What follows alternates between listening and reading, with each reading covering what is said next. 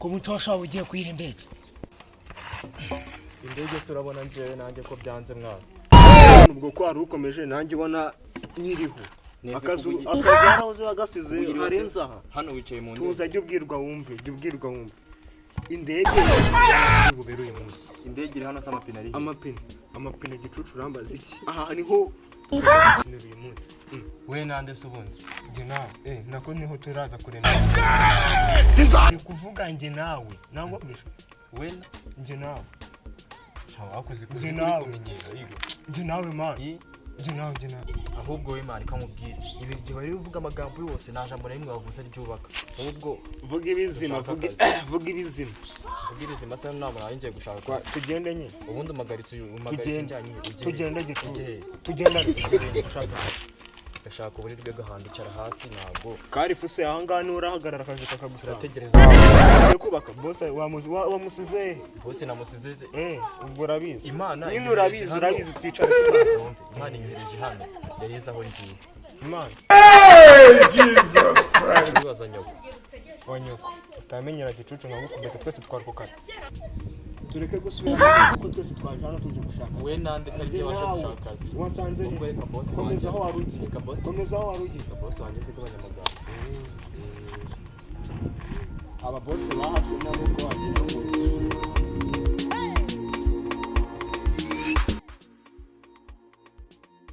walandika hapo Niki kijyanye he kubita imisumari kare kubita imisumari se wabonye ibuye rirabonye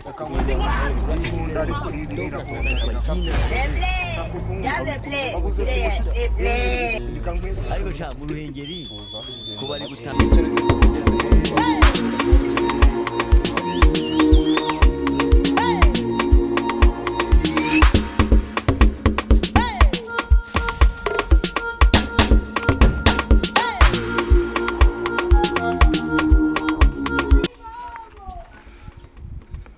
none ibintu ndabigenza gutera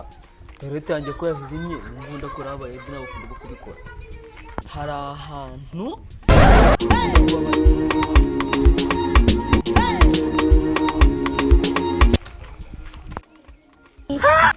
bitasha muzemba wakazi muze oyashura ajyayo umukozi atanga akazi wajya ugira ubwenge ubwo ngibyo mpamagaye ngo muze mbakazi nagumamo ese wa mukozi we urahakazi abantu umukozi wasu cyane wiwanyu bose twitabye rata witabye we kwitaba nago witaba tuve mu magambo menshi ushaka va mu magambo menshi wa mukozi we kimwe muri de no mufundi wowe ubonye miki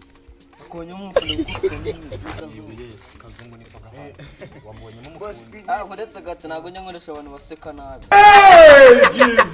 baya nta nubwo biba ari byo kabisa none sinjya nkoresha abantu b'inzobe se n'ukuye tumeze ntabwo muri proud muri igikaro kaburi na mugufi nakubaha amafaranga turakuba ukaburi na mugufi nacyo bimaze mugufi bibaye ukani kikuje umuta mu gusura napfana ikintu umuntu ureshe anagatorese kako mutsanira baragasana wicara niwe naye nashimye ntago nshaka ko mukitsanira ntago nubakabita ariko nabikubwiye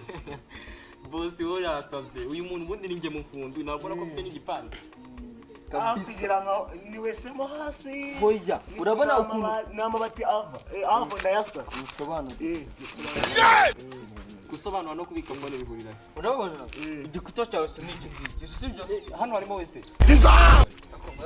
nyine rati dukomereze oya bakwita nguki nitwa Shaini nk'umwenjeniyeri wewe bakwita nguki